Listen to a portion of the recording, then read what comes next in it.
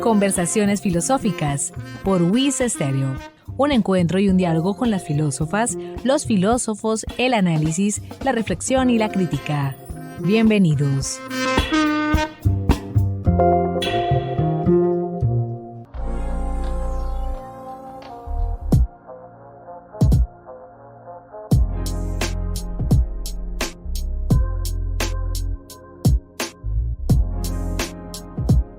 Amables oyentes, bienvenidos a Conversaciones Filosóficas desde la Escuela de Filosofía de la Universidad Industrial de Santander, un espacio de encuentro, de análisis y de diálogo, con las filósofas, los filósofos, la reflexión y la crítica. Les habla Hernando Arias Niño, estudiante de Filosofía UIS, quien les acompañará en este espacio institucional de la Escuela de Filosofía, en el cual abordaremos problemas, autoras y autores de la filosofía. Sean ustedes bienvenidas, bienvenidos a nuestro espacio, a este espacio de encuentro y de asombro.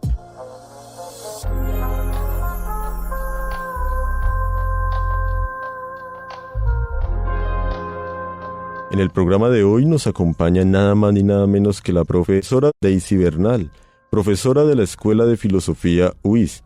La profesora Daisy Bernal es filósofa y magíster en filosofía, egresada de la Universidad Industrial de Santander. Sus líneas de investigación de interés son filosofía clásica, particularmente el pensamiento de Platón.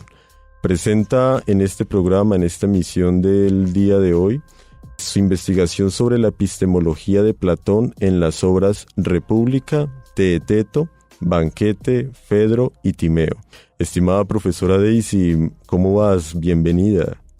Hola Hernando, buenos días, muchísimas gracias por la invitación. Estoy muy agradecida por la invitación de la escuela y muy emocionada por este espacio. Ahora antes de concretar todo el desarrollo del mismo programa, nos traes, mejor dicho, un fragmento para iniciar, como un abrebocas, como si fuese una iniciación del mismo tema, que inclusive también hace parte de tu mismo trabajo de pregrado, si no mal me equivoco. Entonces, ¿cuál fragmento desearías compartirnos, estimada profesora Daisy? Sí, bueno, me gustaría empezar el programa de hoy haciendo unas referencias y unas citas a dos pensadores muy importantes de la antigüedad, como son Aristóteles y Plotino.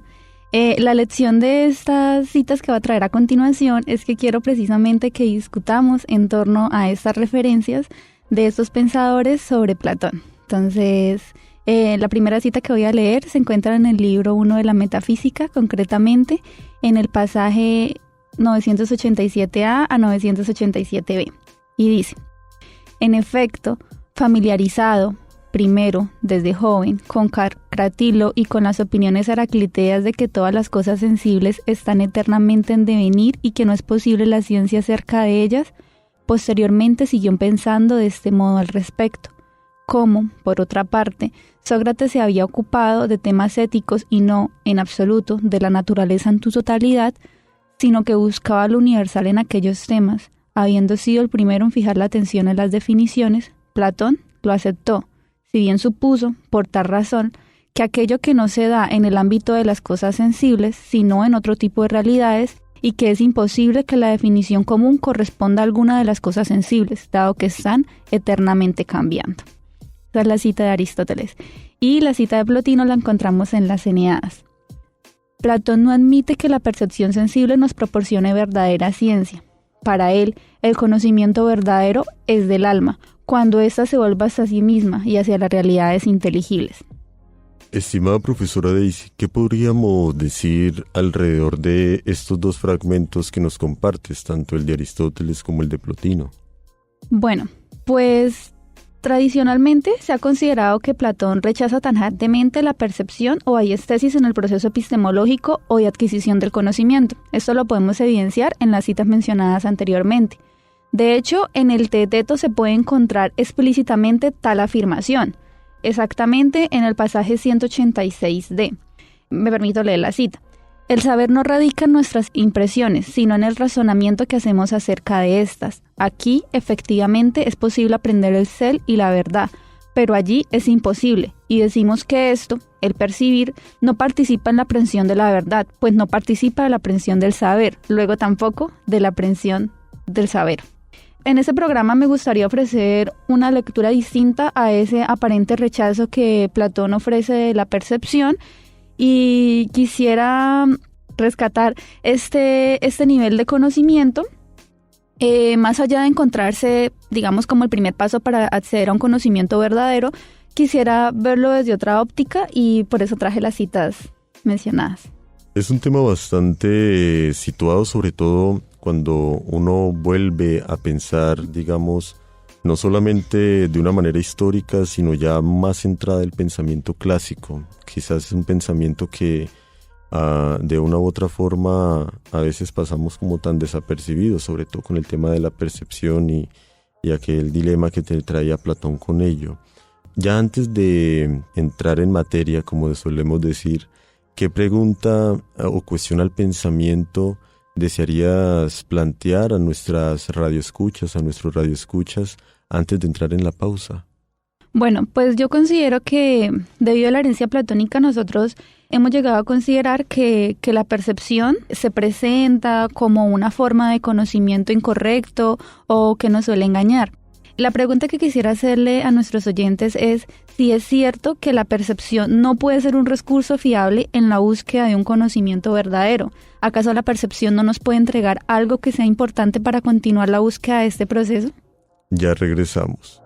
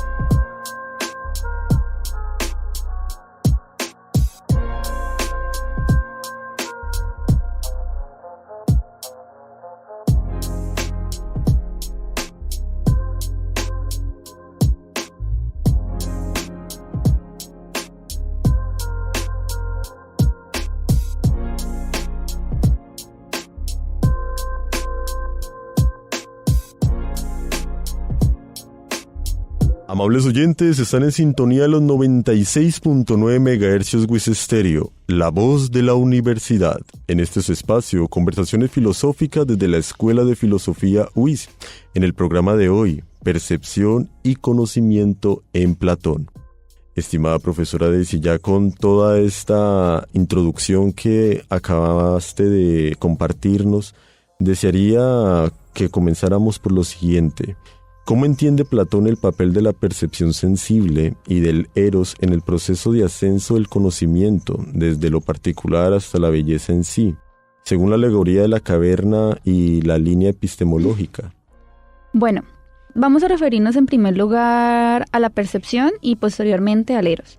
Entonces, en la República, en el libro 6 y 7 de República, nosotros vamos a encontrar una marcada referencia a la percepción y se cataloga como un conocimiento que no es verdadero. No solamente que no es verdadero, sino también que hace parte de un proceso de conocimiento. Es decir, cuando el hombre busca el conocimiento o quiere ir tras la búsqueda de un conocimiento verdadero, el primer paso que se va a encontrar en este camino va a ser a la percepción. El problema está, nos dice Platón, cuando el hombre, que también se retrata como el prisionero en la caverna, toma como verdadero todo aquello que la percepción les entrega.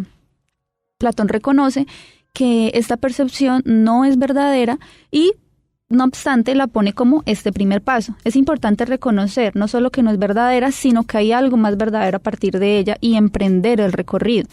Esta es una lectura clásica y bastante acertada del pensamiento de Platón. Mi propuesta gira en torno a entender a la percepción como un motor, como una búsqueda. Y para esto acudo al banquete. El banquete es un diálogo muy importante del pensamiento de Platón y muy conocido históricamente por tratarse del amor, ¿no? Ese es el segundo, el subtítulo del texto, el banquete o del amor. En este texto nosotros encontramos diferentes discursos de diferentes figuras griegas muy importantes en las cuales estaban intentando describir y definir el amor, hasta que llega el discurso de el interlocutor más importante del banquete, que es Diotima, la interlocutora más importante, que es Diotima. Ella en este discurso nos habla acerca de un amor, pero no solamente de un amor físico o entre dos personas, sino de un amor que es fundamental para el recorrido filosófico, y es el amor por la filosofía o por la sabiduría, la sofía. Entonces, en este diálogo empieza una descripción precisa donde nos dice que el amor empieza por la búsqueda y la contemplación hacia los cuerpos. Este es el primer estado. El primer estado de la búsqueda, un conocimiento verdadero, inicia en el cuerpo y inicia con los cuerpos. En particular, el sentido que se privilegia en esta descripción es la vista. A partir de ahí hay algo muy, muy interesante, y es ir retomando también lo que acabas de mencionar, este diálogo del banquete, y en el cual, digamos, Platón describe un momento culminante del Eros en el que se alcanza la contemplación de la belleza pura. Ya nos hablabas inclusive del papel, del rol de Diotima al momento de hablar de este amor a la sabiduría, o inclusive también darle filo, ¿no? Darle filo, amor al conocimiento. En ese orden de ideas, ¿qué papel juega la vista y la percepción en esta experiencia, y cómo se diferencia esta belleza en sí de las bellezas particulares? Sí, muy bien. Para responder esa pregunta, quisiera acudir a otro diálogo de Platón que se llama Fedro. Este diálogo tiene una connotación escatológica, y aquí nosotros vamos a encontrar una explicación acerca del origen del alma.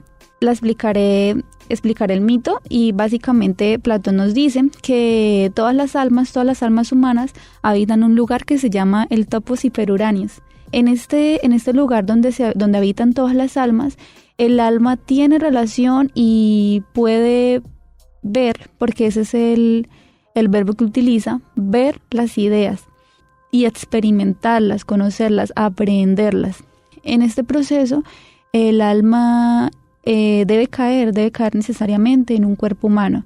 En este proceso de caída, que recordemos se presenta a través de la figura de una auriga y dos caballos, uno negro, uno blanco. En este proceso de caída, el alma cae tan fuerte y tan rápido que se le olvida todo lo que ha visto en ese topos hiperuráneos. Cuando llega un cuerpo sensible a habitar el cuerpo de un hombre o de una mujer, empieza a percibir, ¿sí? Recordemos que en el Teteto Platón nos habla del proceso de percepción como un proceso que se lleva a cabo por los sentidos, pero es el alma la que verdaderamente percibe, la que almacena las percepciones, las clasifica y emite un juicio acerca de ellas. Entonces, una vez el alma en el cuerpo empieza a percibir, y nos dice Platón que lo primero que hace es ver. ¿Y qué ve? Pues el alma ve un cuerpo hermoso, que le recuerda a esa belleza principal que vio antes. De esta forma nosotros podemos encontrar, gracias al Fedro y al Teteto, que Platón nos habla de dos tipos de vista. Una vista que es bastante sensible y está aprendida al mundo, está atada al cuerpo sensible, y una vista que es una vista celestial. Una vista que va más allá de una percepción y que nos recuerda una belleza que vimos en un momento anterior y que reconoce nuestra alma, porque nuestra alma es la que se encarga de recordarlo. Nuestra alma se acuerda de esta belleza, y ya en este cuerpo pueden pasar dos cosas. Una cosa es que el alma esté interesada en acceder a este conocimiento y salga tras la búsqueda de este conocimiento. Eso se llama estar poseído por Eros. Y puede pasar otra cosa, y es que el alma esté completamente desquiciada. De hecho, la palabra que usa Platón es manía, y se ate al cuerpo, entonces sea una búsqueda de una belleza puramente corporal. Entonces acá nosotros nos encontramos en una manía, que podríamos decir, para aludir a lo que se había dicho previamente, a ese estado inicial de la caverna. Cuando los prisioneros están en la caverna, reconocen las figuras de las sombras en la caverna y se quieren quedar allí, no quieren avanzar. En el Fedro, nosotros encontramos que nos dice, bueno, pues esa está la manía y está el eros. Entonces el eros es aquello que permite que reconozcamos esas figuras que se ven en la sensibilidad y queramos buscar un conocimiento verdadero, pero todo empieza a partir del cuerpo. Él nos diría exactamente que todo va a empezar a partir de aquello que empieza con un cuerpo, un deseo por un cuerpo, y luego va avanzando hacia un razonamiento. En este avance al razonamiento, nosotros encontramos una figura muy importante que es la figura de la matemática y la geometría. Después de adquirir un gusto o un amor por lo sensible, se tiene que partir de ello, es decir, no se puede quedar en este búsqueda por lo sensible, sino que se debe avanzar. Y para Platón, ese avance va a estar marcado por la matemática y la geometría, porque ellas son una representación y una unión entre aquello que es inteligible y sensible, se encuentra justo en la mitad. Después de adquirir esos conocimientos matemáticos y geométricos, el hombre asciende a una búsqueda inteligible, de la que se desprende de cualquier búsqueda sensible y también matemática. Y como camino final vamos a encontrar la búsqueda de las leyes, de las normas sociales. Entonces, como lo vemos, es un recorrido que tiene un enfoque no solamente pedagógico, sino también ontológico, cosmológico y, por supuesto, político. Desde ese mismo recorrido es muy claro, Platón, digamos, inclusive dentro de la misma búsqueda, ¿no? Hacia la verdad, que quizás es como también el propósito dentro del mismo sistema de pensamiento, en esta línea clásica. En ese orden de ideas, estimada profesora Daisy, ¿de qué manera, y ya retomando inclusive lo que mencionabas justamente del eros, es más que un simple deseo y se convierte en la filosofía de Platón, en el motor del conocimiento y de la vida filosófica? Además, y sumándole, ¿podrías explicarnos por qué Platón considera la vista como una herramienta privilegiada para el conocimiento y cómo esta idea se relaciona con su visión sobre lo sensible y lo inteligible? Sí, pues para empezar, Platón nos dice que el primer momento, el primer estado que vamos a tener los prisioneros en la caverna, si todos estamos en una caverna, el primer sentido que se va a percibir es la vista. Ese va a ser el primero. Posteriormente, cuando el prisionero nota como que hay algo raro en esta sombra no es la misma sombra que pasó antes, o el mismo sonido que le atribuyo a esta sombra no es el mismo que le había atribuido antes, entonces empieza la duda, el inicio de la filosofía, empieza la duda y dice, tal vez hay algo más. Entonces el prisionero que está encadenado se da cuenta que pues la cadena no es tan fuerte como creía, que puede zafarse. Se zafa un poquito, estira la cabeza y se da cuenta que hay una luz más allá de las sombras y va tras esa búsqueda. Esa búsqueda, ese interés, se llama eros, y nos dice Platón, es como una fuerza que lo arrastra. Básicamente no puede detenerse, el prisionero no puede detenerse, va tras la búsqueda. Cuando va saliendo de la caverna van a pasar dos cosas. Bueno, va a pasar una cosa, siempre, y es que le va a doler muchísimo, porque toda la vida estuvo viviendo en las sombras, entonces tan pronto sale de la caverna, ve la luz del fuego o la luz del sol directamente y se va a encandilar, va a tener un dolor muy tremendo. Lo que puede hacer el prisionero es devolverse, si es que lo quiere, o si está muy interesado en eso, en saber qué es lo que está pasando, va a salir, pese a que le duela desprenderse de todo aquello que él creía que era verdadero, no era verdadero, entonces sigue y sigue avanzando. Por eso es que de alguna forma el eros siempre va a estar relacionado con el dolor. También nos describen el eros como un proceso doloroso, de espinas, que causa sufrimiento en quien lo padece. Esta búsqueda del conocimiento no es una búsqueda satisfactoria, no necesariamente.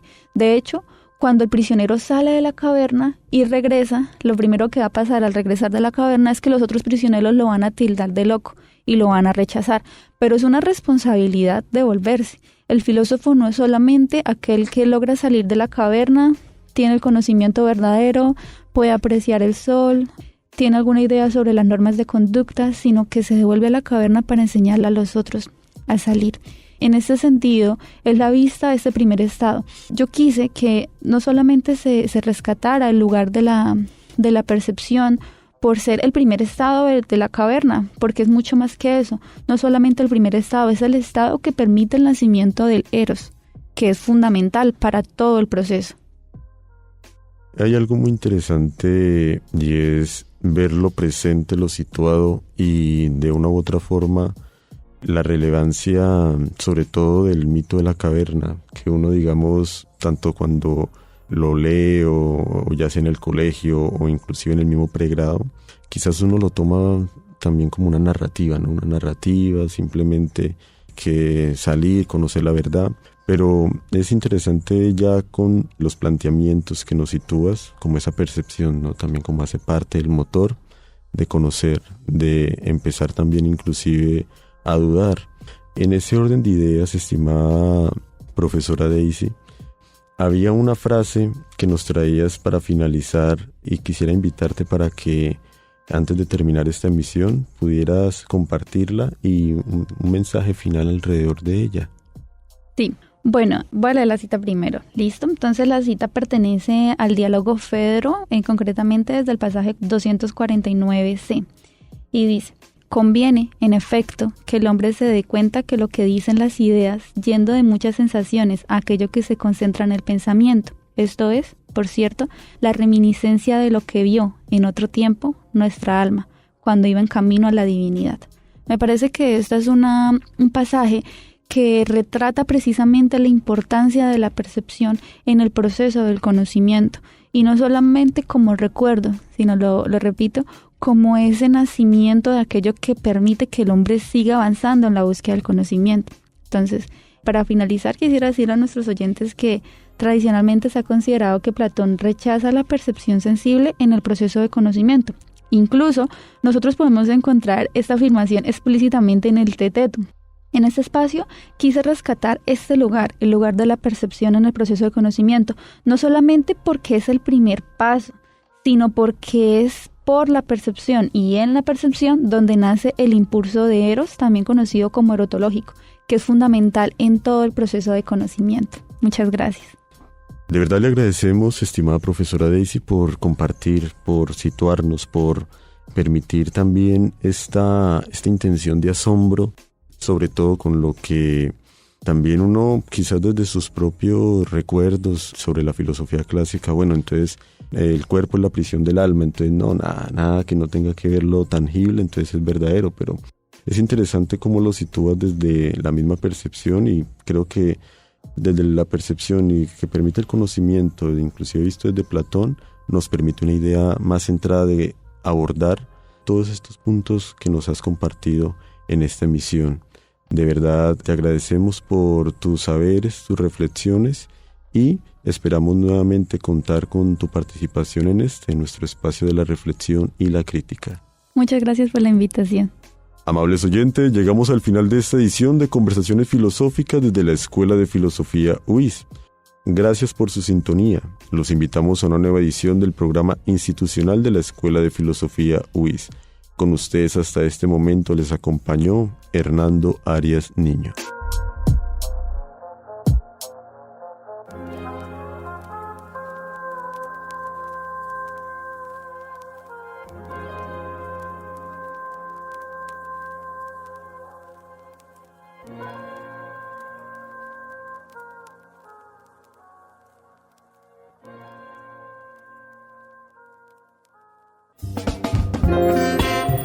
Emisora UIS presentó Conversaciones Filosóficas, espacio radial institucional de la Escuela de Filosofía UIS.